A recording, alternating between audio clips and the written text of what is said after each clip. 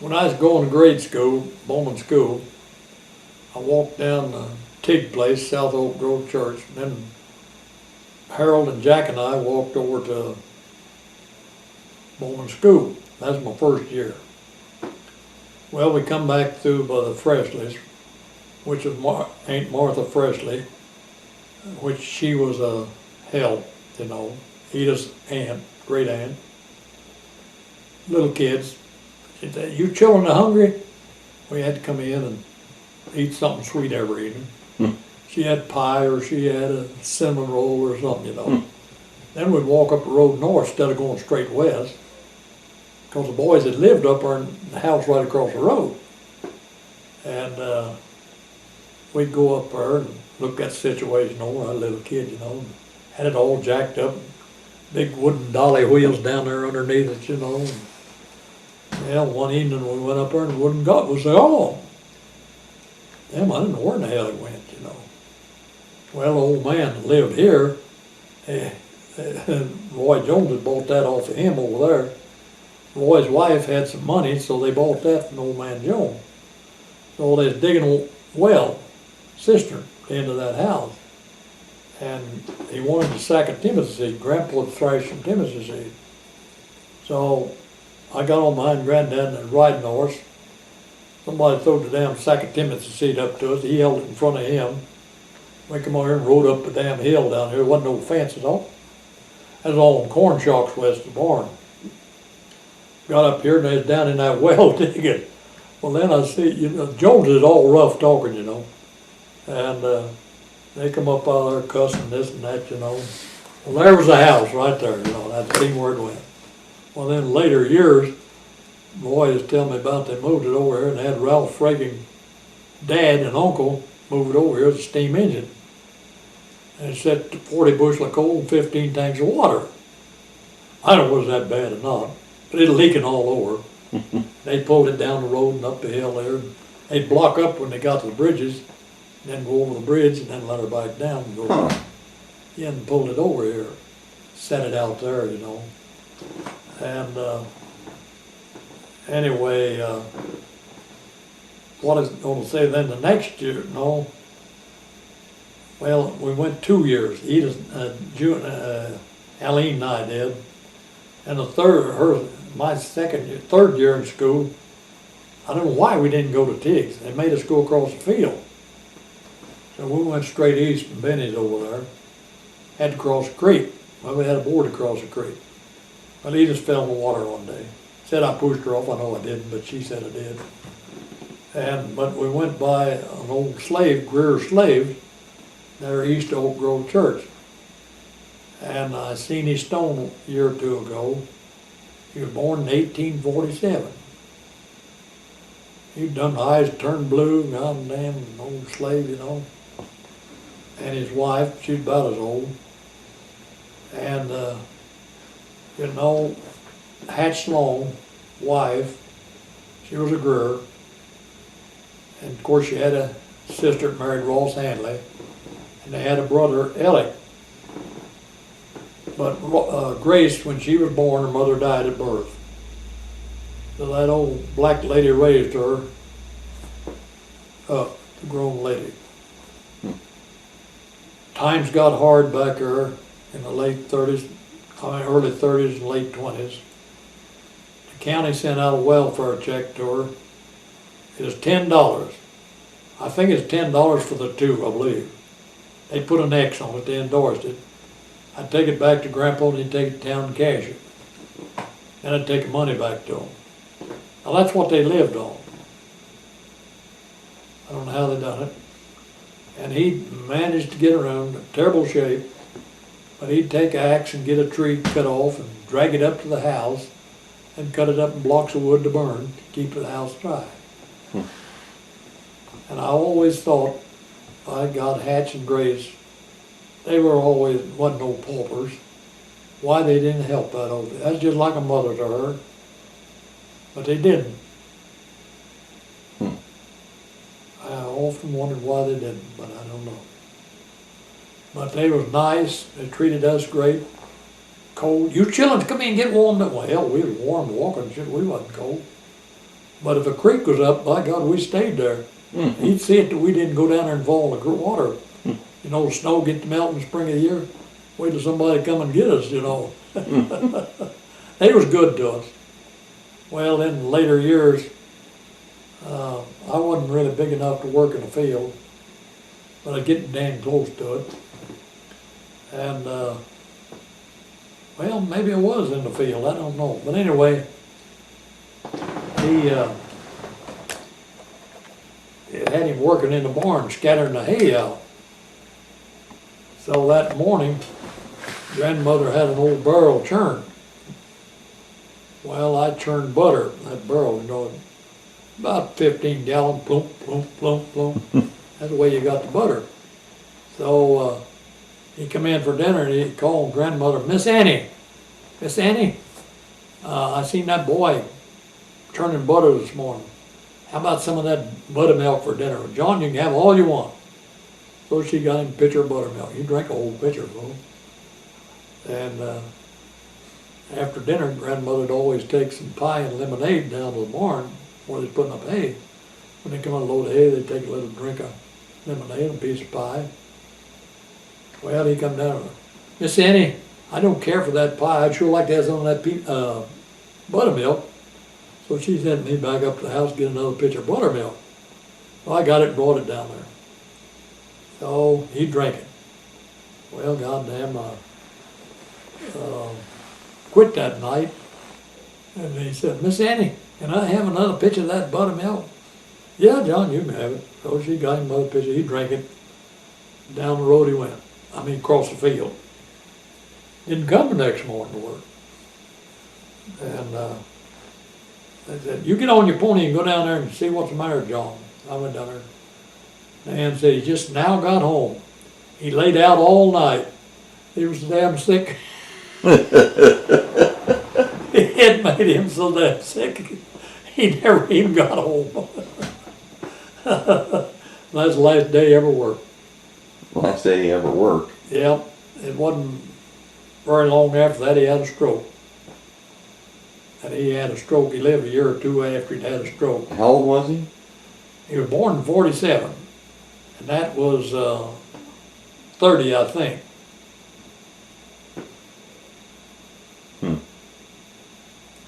That'd be 50, 47, 50, 30. What the hell would that have made it? 1847.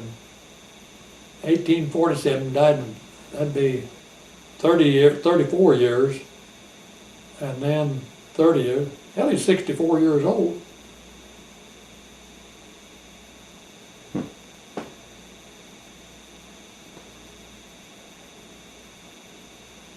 Well, I remember one time we were on a drive, and it may have been when we went to Windsor, or it may have been somewhere completely different, where you were taking us somewhere nearby where I guess the guy was buried who was one of the last people hung in Warrensburg. The what? One of the last people that was hung, public hanging. Yeah. Can you tell me that story? Yeah. I don't know what his name was, but he stole Marvy Ames's stallion. That's across the road there on the west side, that house, south house, where the milk reload is, north of town. He was a high-powered horse. Everybody recognized the horse. He killed Marvy Ames and stole what money he had and stole the horse. Well, somebody in Clinton, he went through Clinton, and they recognized the horse. They arrested him and found out later that he killed Ames, and they brought him to Warrensburg to have a trial. They didn't have no trial. The vigilantes built a damn rack up on the northeast corner of the square, and they hung him. They knew they had the right one, so they hung him. And it was the biggest crowd that was ever in town at that time. So they left him hang. Well, my great-great-great-grandfather, the second one, Jake Figgis, lived south of Windsor. I mean, not Noster. In the spring of the year, muddier than hell. Snow had melted off, rolled up, you know. So he took a bed off his wagon, hooked 4 mules to it, and went to Noster. He tied him up in the liver stable down there and got on the train and come to Warrensburg. And he got a dray wagon out there to cut him down, took him down to the train and put him on it. So he tied him on the running gears of that wagon and took him home. Now his dad and brother was buried at his place, so he buried him beside of it. And he put up a stone for him. I don't remember what the damn stone was. But Galloway's bought the place later, and I was talking to the boys that had it, and said them 3 stones are still in his hog lot years ago. But that's what that was. That's the last horse stealing in Johnson County.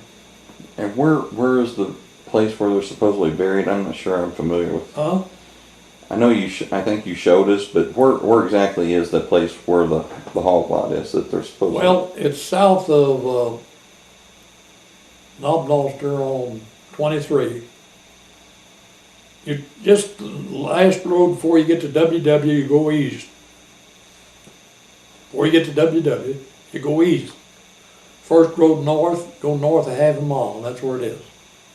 And what year was this hanging? I don't really remember what year it was. It was in the 1900s, though, right? No, I think it's in 1800. Oh. Yeah, I think it's in 1800s it was.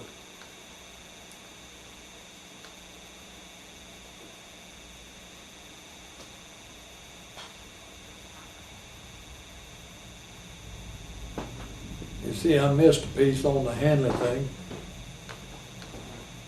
Keep going.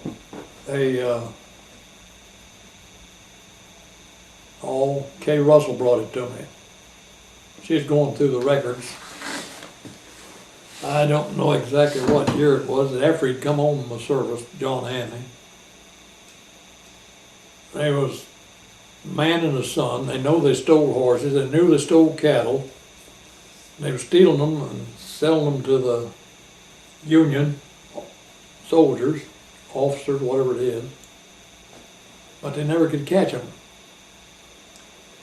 So after the war was over, they were still doing it. So they stole a bunch of cattle at Wellington and drove them to Allville. They had them out on the farm at Allville. And they knew this there, and know whose cattle it was. So they rounded up a bunch of committees, about 40 people. And John Campbell was heading it up. And they made a raid on them. And when they made the raid, they come out of the house of shooting. Well, vigilantes, they went in to shoot. They killed them outright right away. Well, that stopped the damn horse and cattle stealing for a while. Well, anyway, they had a trial over it. And it was tried in Johnson County, I don't know how come over here, under Senator Vest. He was a lawyer out here at Warrensburg. And said there wasn't standing room in the damn old courthouse out there when they had the trial. And Senator Vest, he picked the jury, they always picked the juries, but they picked all Confederates. So the trial went on. Well, they said he's not guilty. I mean, the vigilantes. They wasn't guilty. They was just doing what was needed to be done. That was the last of that. But they didn't sue all of them. I think it's about 12 out of the 40 that says after. And said, I don't know. But the article said it was a general in George Shelby's army. But I think it was a major, John Hanley. I don't think it's anybody else that was majors. I mean, generals that was in them. I didn't know the people, but I knew their families' offspring. About everybody that went. grew up in my time. Of course, they're gone too, as far as that goes.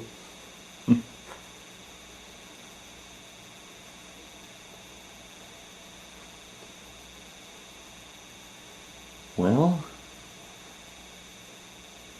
Yep, when they burnt Wallville down, that's in 24. 1924? Then there's big snow on the ground. And Allville was on fire. Well, they called out there, so Will was already down there. Some of the hard hands hitched up teams of sled and took Grandma and Lizzie and Edith, June down to it, to the fire. Well, it's sure Brother Henry, the old Baptist church. Them old lady, Brother Henry is just it, you know. They sure Brother Henry burned it. Well, they was going after him the next night. But Brother Henry was long gone. They never did find Brother Henry. I don't know where he went. But he lived north of the creek down there at Allville. And he left town anyway. So they're sure he was the one that done it. or maybe he saw who did it and they had him. They thought he did, so anyway, he must have thought he did too, I don't know. You know.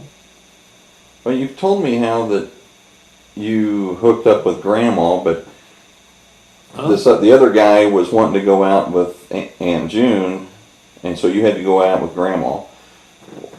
I guess what I was wondering is how the things went from that point on for leading up to June meeting Albert. And then well, June, you see, we got married. She was going to Joe. That was in 40. And yeah, that was heavy rust in wheat and oats. And he got sick. Well, I didn't really know till 41 he had TB. So they craned in the front porch, and that guy stayed outdoors all winter long during 41 and 42. I don't know why he didn't freeze to death. And he'd give June a diamond. They was going to get married. But he got so bad, they sent him to Mount Vernon. And they sent him down to Mount Vernon, and he had a heart attack and died. And this is Joe? Joe. That's June's boyfriend. Were they pretty serious at the time? They were damn serious. But it wasn't like me and Edith.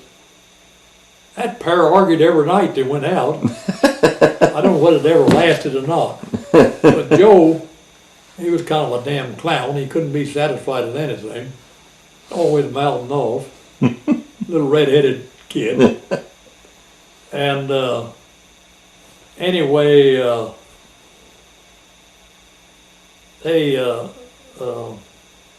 June, she started going with Albert. So Albert came right after Joe. Well, not right after. There's 2 or 3 in between. But somehow or another she dissed them. I was a friend of both of them. They was up around Centerview. And then Albert pepped on the scene, and he come. But before Joe left, he said, June's going with Albert. I said, no, and I know he wasn't. But he left thinking she was. You know, before the 10 Mount Vernon. I seen him before he went to Mount Vernon. I know she ain't dating Albert, but it wasn't long after she did start dating him. Well, then she dated him, and then they got married in 45. And I don't know what you'd say. And they made their money in hogs. Huh? They made their money in hogs. Hogs. Yeah, he was a good hog raiser, no doubt of that. He started up there by his dad, rented place, and then they bought that out there. Where was his dad at? His dad was on AA there, east of Higginsville. And they was on the south side of AA, down in the brush. good place to raise hogs. He was doing all right. Then he moved over there, and he told me later, he said, I never borrowed a dollar in my life. I never paid interest in my life, that is it. He said, I bought that farm, Dad had the money, let me have it, and I had to pay him back. I was raising hogs, I run out of money feeding on corn. His dad and his granddad both dealt with Bob Fraking elevator and quarter. Mr. Bob, I'm out of hog feed. That's all right, Albert. I'll fill the feeders. When you sell the hogs, bring me a check. So he did. Well, I said, no damn wonder you made money. You didn't have to pay interest on your farm. You didn't have to pay interest raising hogs. And he made money. But he sold on Dad and Granddad's. They had a idea of good breed of hogs. And that made it good for him to sell gilts. And he always fattened them plumb out, weighing 300, $2 above market. And that cost you about $6 a head above the market to get sows. And sold a lot of boars too for that go. So that's what he had.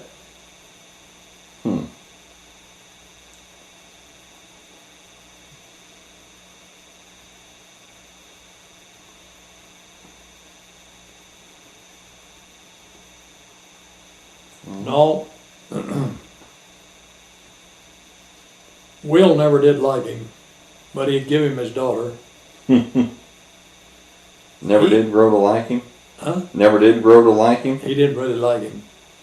He always fussed at me out. He just didn't like him. One reason, he really didn't like Albert's daddy. He was one of them blowing kind of guys, brag about everything. And but he bought wire to build a fence from the gate to the north road from Albert. It was rejects at Sheffield.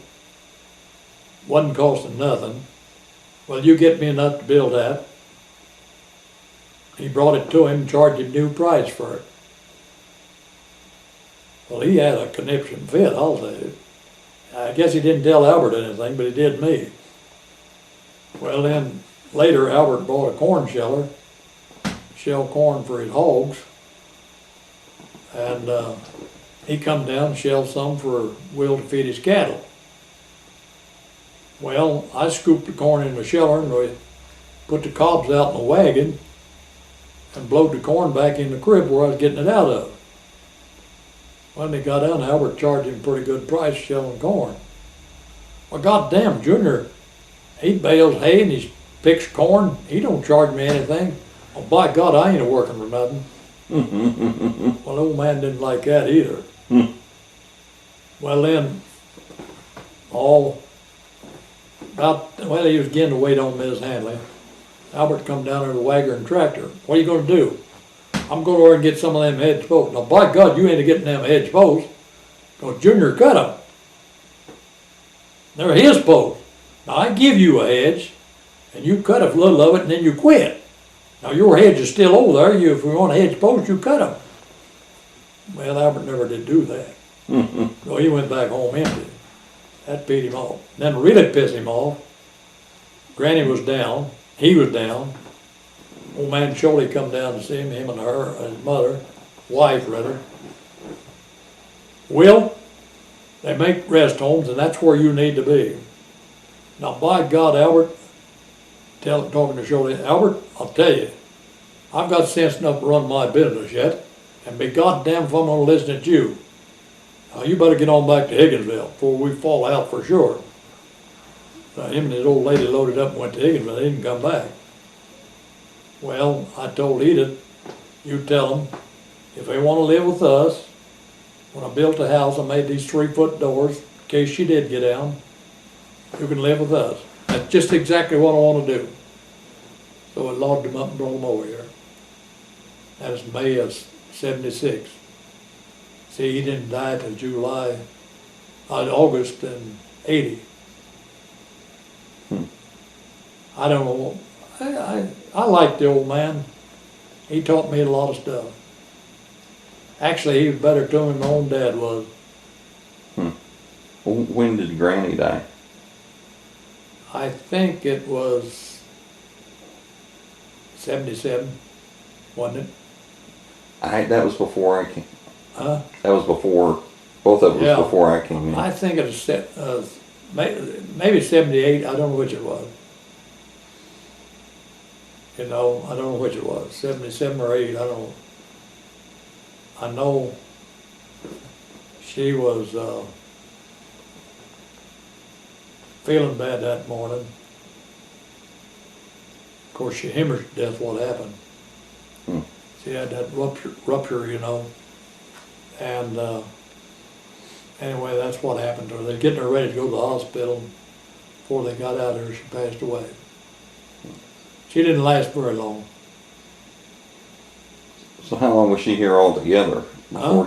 How long was she here altogether before she passed away? Well, I don't know. She was over 2 years, I think, here. Well, we touched a little bit earlier on Huh? You talked a little bit earlier about Emma and how she missed out on some inheritance she was supposed to get that went to the. Well, you Go ahead. see, Emma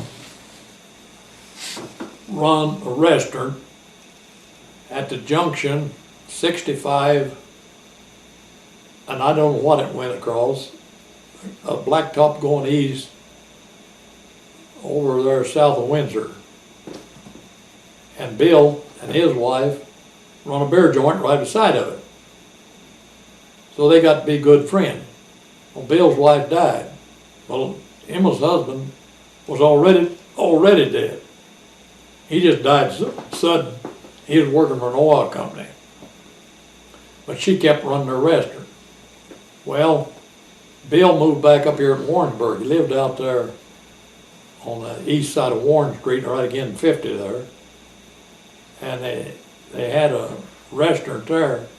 First they had a station there, but Bill run it, him and his wife, and then they quit selling gas. Well, then they went down to not Warsaw, Lincoln. Did I say Warsaw? I meant Lincoln, I don't know what I said. But anyway, he got her, come up and live with me and be around where I'm at. Kind of watch over me. He was getting in bad shape. Well, then when she come out here, that's when she said, Bill said if I get in trouble, you contact Elmer Bell. And he'll take care of you. Now, Dad and him was good friends. Now, what the hell he told that, I don't know. But Edith knew her well. She took her eggs all the time, visited back and forth.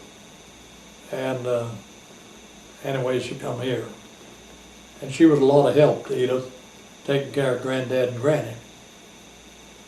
She could talk Granddad doing anything.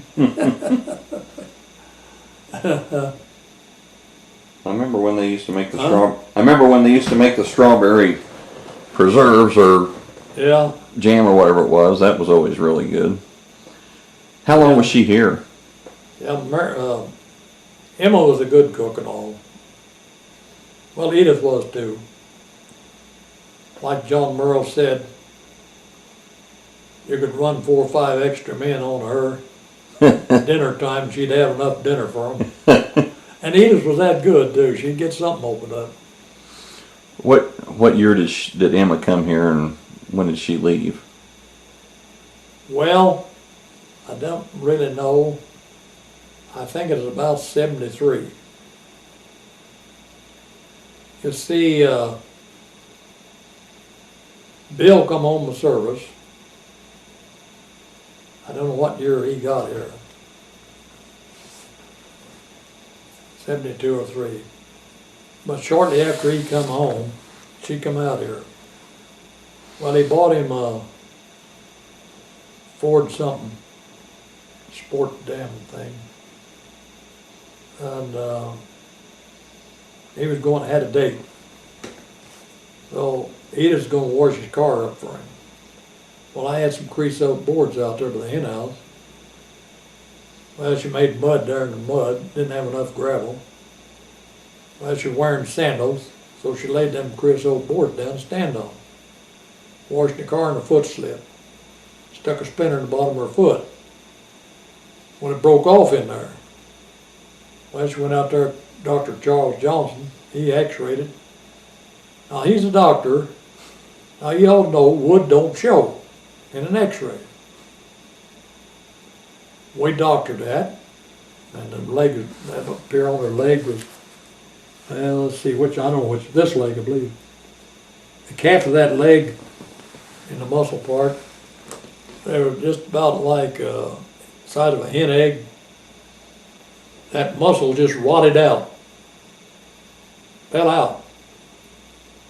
Well, Doc said, I'm sure I can't do anything, and this looked bad. So he sent us to Braverman, a Sedalia bone specialist. He got in down there, my God, man, he said, that's awful. Then I looked at it and he said, I got to have you all sign the paper. Now, we're going to have to operate. She may live, but she may not too. But she's going to die the way she is, and it ain't long off. So we operated. And by God, he found about 3/4 inch a creosote board in the bottom of her foot, a little bigger than a lead pencil. Stuck up her between her toes. Cut that out. Well, then she finally got well. Well, she was laying over here in bed most of the time. She couldn't do anything. Emma's come back and forth. She's living over there. And tornado in the area that night. She stayed over here. Edith said, you just well move over here with us, Emma. That sounds good to me if you don't care. What about Junior? Well, he's all right, Junior. So she moved in. And then she stayed here a good while. I never felt sorry for a woman more in my life than I did her. Went out there to town for testing her breast. Called out and wanted to know what set a time for operation. Well, she didn't want the operation here. That poor woman, I'll tell you. That's a hell of a blow. Didn't even know she had cancer. Then they was setting the date to operate. So she went to Kansas City to, should have came to what there. He was a Concordia boy. But it was too far gone. She didn't last too long.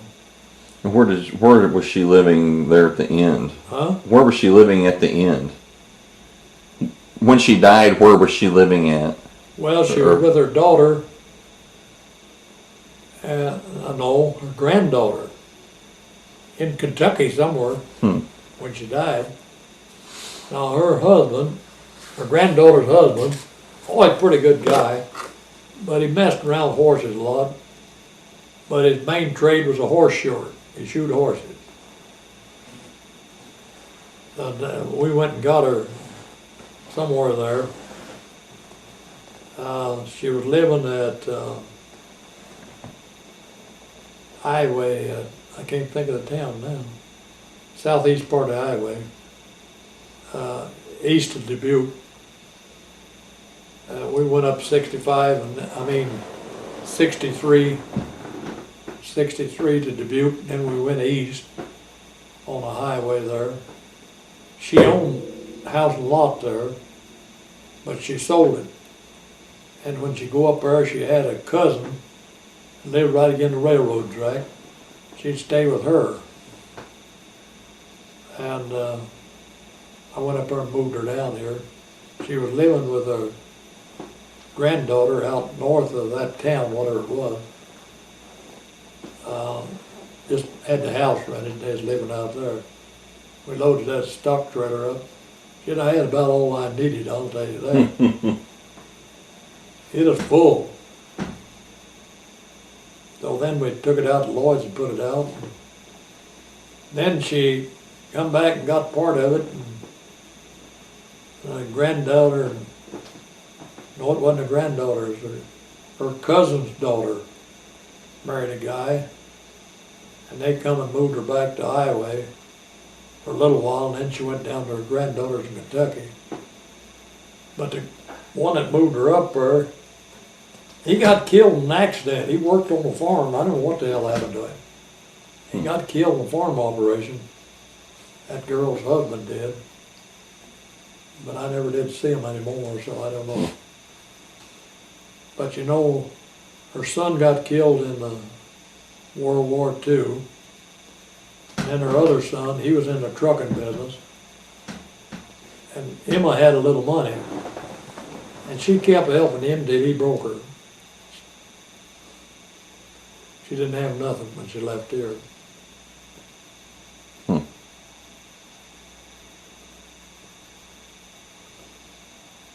I think I can't remember if I seen pictures or if I just picture it because Rhonda talked about it, but Emma going Rhonda on. went home with her. What's that? Rhonda went home with her one time to Highway, and some of her kinfolks, they rode plumb to Sedalia to the state fair, horseback. Huh. Rhonda rode a horse all the way. Well, what I was thinking of was that bicentennial trip, or Well, the bicentennial, I don't think they had their ride till after it happened. Now, she rode with me from Concordia to Lexington. Took us 2 days. And then they went on down to Jeff City. Well, there was a couple of days before they got to Jeff City. So Edith and Emma and I, we went down. And the Southwest Trail, what the hell they call, I don't know what they call that, went through Warrensburg and south to California. Oregon. No, Oregon's north. This was Butterfield, Butterfield Trail. Well, it was coming into Jeff City when we went down that day. Well, the ones from Alaska and Washington, Oregon, they got on the train and went to Jeff City. After they left up here, they come into Lexington and celebrated, and then they went on. But they didn't go on the road. So the Missouri wagon, I think it went on the road from Lexington to Jeff City. Well, they got down there, and I don't know, Emma, she was getting around, and I'm gonna go with them. So she started out with a couple. She'd went to me with Minotaur Mule Association, a man with Raymond something at El Dorado Springs. He had 4 white mules, and he pulled a Missouri wagon, covered wagon. So she got in with him and rode, and then they'd come back and get their pickup. His wife rode a mule, and well, as time got on, she met an old man from state of Washington. He had 4 Belgian horses. He was a bachelor. Well, she kind of tanked up to him. They kind of got pretty good, you know. Well, she ended up a trail with him riding. And then when they come back, he come by here to see her. All he wanted was her money. That's what he wanted. She still had some money at that time. But she didn't fall for that. I don't know. Oh, he was a pretty decent kind of guy. But, you know, she was lonesome and, you know. So anyway, that's what she done. But she had a lot of pictures on the bicentennial she'd taken. I suppose some of the kinfolks got it, you know, or something. I don't know what they done. When we were at the memorial thing over here at the church here a couple, 3 years ago, we came over there, and there was a couple handouts that they gave about the history of Oak Grove Church, and I think it was stuff that you had. I think it was information that you had given them on the history of the church. Well, I did give them some.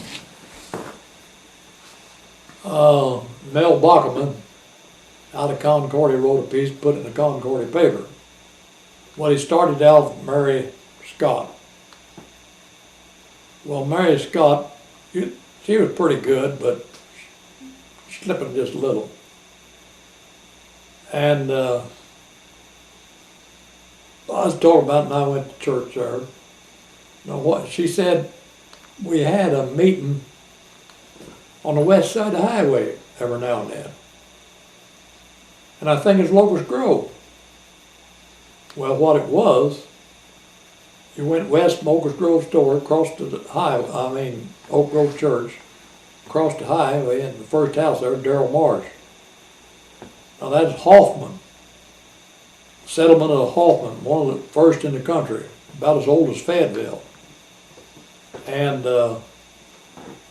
they had a doctor, blacksmith, and a store, and I don't think there's anything else there. Maybe a house or two. And the store was as big as Oak Grove Church. They had an upstairs in it. Now you went around on the west side of the store, flight of stairs on the outside to get upstairs. Now that belonged to the Modern Woodman.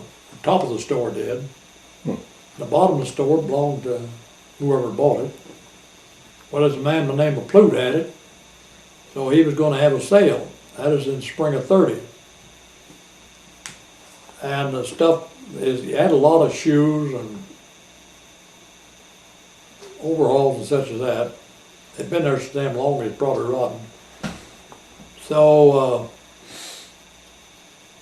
he sold the damn store to Dr. Parker. Dr. Parker was going to put shed on it for cattle.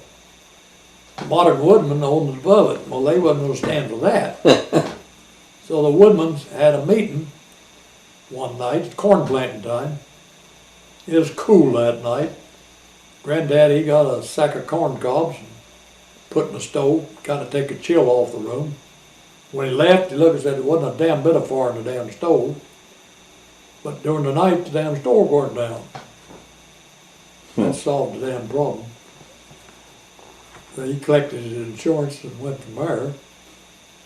And, but anyway, Ladies' Aid met up there in the upper part of that store every week. Every Wednesday they met. Quilted, wove rugs, and a lot of damn things. And a big crowd of women went. Well, Mary's mother went up there all the time. Well, what Mary was thinking about, she went, but she didn't know what she went for. The only time I ever seen them go at Locust Grove, we had a big barn built down there. I don't know who built it, but Smars ended up with it. Put their trucks in, there's trucking business. And they had a Halloween party. And I think that was the fall of '36, I believe. I took my grandmother and we went up there to it. I don't remember that. But that's the only time I ever knew of anything, Oak Grove Church, going up to Locust Grove. They always went up to Hoffman's store. And it, big deal, that's where they go, you know. But as long as it's within the church, if they had a big dinner down the east side of the church and the north side, the south side of the cemetery, they had tables plumb around, you know. Well, you get them tables. And they'd have basket dinners. Well, when I was a kid growing up, you had 2 or 3 families go together, another 2. It wasn't for everybody. Well, like Howard Francis Adams, the Parkers and the Greers, they was together. Well, they had a little more than anybody. They'd had strawberries and watermelons and the damn thing, you know. And them little farts, him and Martin Roach, well, my God, that's good. Get your dirty hands off of that. Get out of here. He always told me about that. Well, I knew that was the way it was. Now, my parents, they was with the Smars I was talking about, and the Hordes I was talking about, and Dyers, actually the grandparents of the Dar boys farming today, they's all good friends. So we sat on the ground under a tree. That's how that worked. But then, after Gene was born, Bill and Lloyd was born, they was restless at church, and them old ladies turned around and just give me the damnedest frown. Well, they was just having a good time, they was talking, you know. She couldn't keep them talking. And well, I said I can solve that, we just won't go back. So I never went back for years.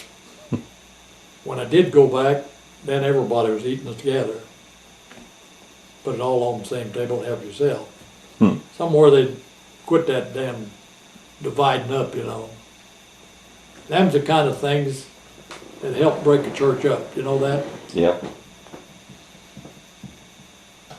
Well, what year was the church built, or is that even the original? Is there? No, the first church burned. What year was it built, and when did it burn? It was built before the Civil War. I don't know what year exactly. But then the church burnt just after the Civil War. First church headed north. And when it burnt, they put this one back. And it was built in, I think, 1870 something. It wasn't very old when my grandparents moved up here in 1891. They went there to church. When they come up here, that church was full every Sunday. And when I was growing up, it was full. Is it non-denominational, or was it Well, a particular? it's built as a Presbyterian church. But they had all denominations there. They made a community church out of it. Now out here where Liberty Cemetery is, it burnt down. All them people went to Liberty, come over here to church for several years. Then they built a church in Fayetteville. And, you know, I don't know. But what you'd say it was. Was the cemetery there when the first church was built, or Yeah, did it was already there. Was it there before the church? It was there They'd before already the buried church. some. Now, I think the oldest stone there is about 18 and 30, 35 somewhere. See, the Parkers give the ground for the cemetery. Fitzpatrick give the ground for the church. Now Fitzpatrick owned half a quarter wide, half a mile south, timber. And they give that ground for the church. Well, then we had Marie Hyatt was the head of the Methodist circuit. We was going to the Methodist preachers longer a few years back. She's going to sell the church, wasn't enough people coming. Well, Dr. Parker was the only Presbyterian left. He said, by God, the Presbyterian built it, I still have a say-so. So he incorporated the damn thing, and when it's no longer a church, it's a cemetery. They didn't get to sell it. So he done that. Now when the Parkers give the cemetery, they buried 2 slaves in their lot. And the white people just raised hell. By God, he said, I give this ground, I'm going to bury my slaves here. Now you go bury somewhere else. But they went all buried. And where are they buried at in the cemetery?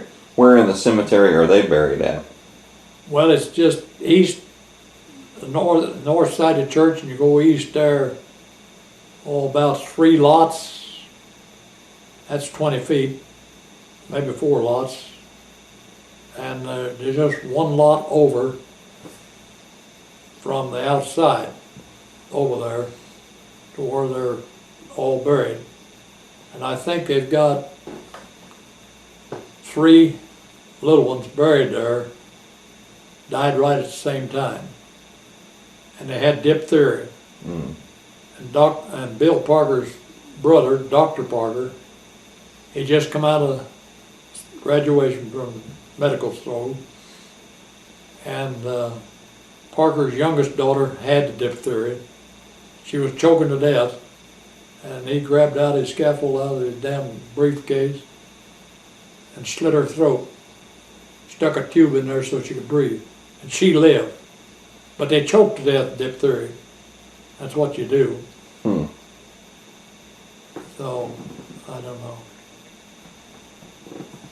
So were you on the cemetery board, or are you still Yeah, on for a long time I was, but I got off when I got down. Edith was down, and I got off. Turned it over to Donnie Roach, I believe it was. But he didn't last long, I don't know.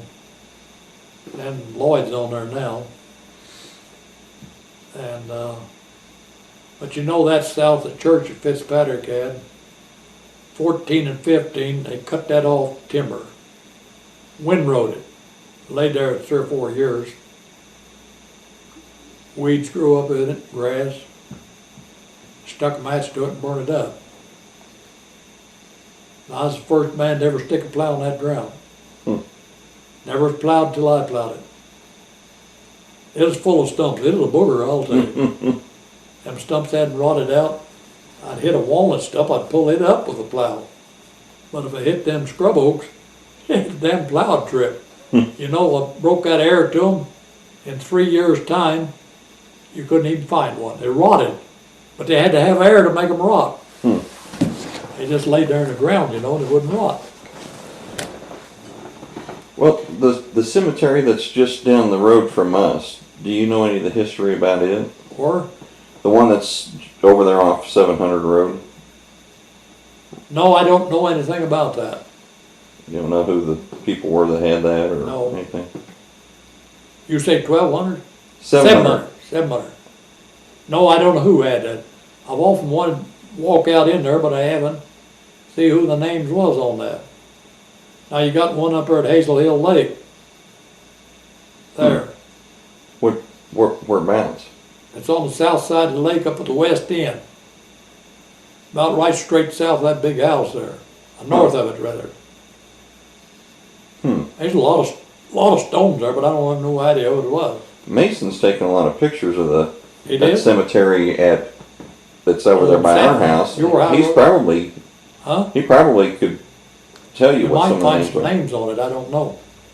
But then you see, Parker lived up there west of you, and I never went, but I asked his great-grandson where he's buried. Well, he thought he was buried in the old part of Sunset Hill on the east end there.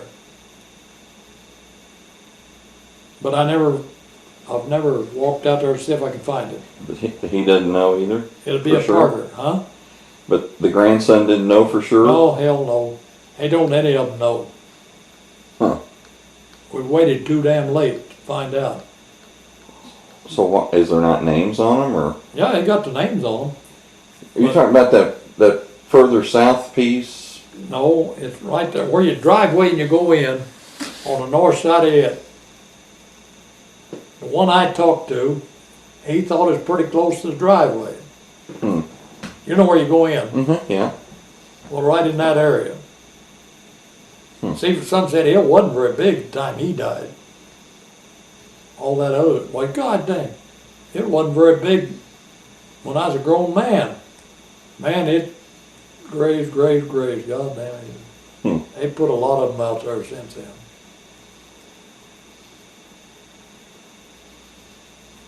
And all down there, that Hazel Hill Lake, I didn't want to walk out in that damn brush and weeds and ticks, and but I wouldn't dare go out there now. I'd fall down for sure. Wonder how close you could get if you were in a pickup. All about a quarter mile of it. That's as close as you can get? That's close as you can get. Yeah, yeah. I think you can get closer to this one over here by us, but the neighbor bought that property around there, and he got this idea that he had claim to the cemetery, and that he kind of a nut to start with.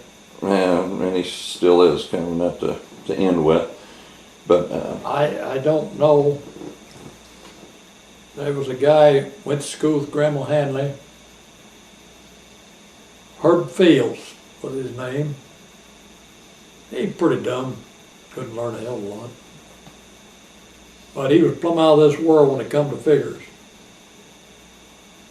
He could walk into little country ghost store, give him an hour to look around. He'd tell you what the inventory value was. And he was generally close on to it. He was the damnedest figures you ever seen. But I don't know whatever happened to him. I don't know where he's buried at. Herb Fields was his name. You don't know which cemetery, or you don't know which? No, I don't have no idea. But he went up there where Rhonda is, Becky is, to that school. See, right there west of her house, where that house is, there was a school there. What was the name of it?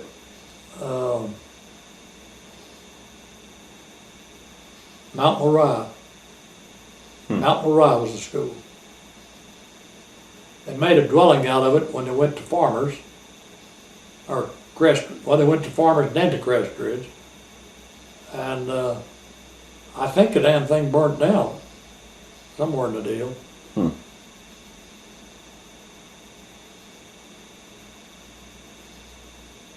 I'll see if I can get some names off of some of the pictures Mason took. Well, I don't know what the heck's up there, but you know, I knew a lot of the old timers, of them, didn't know them. I just, you know, kind of like to know them, but I just never got around to doing it.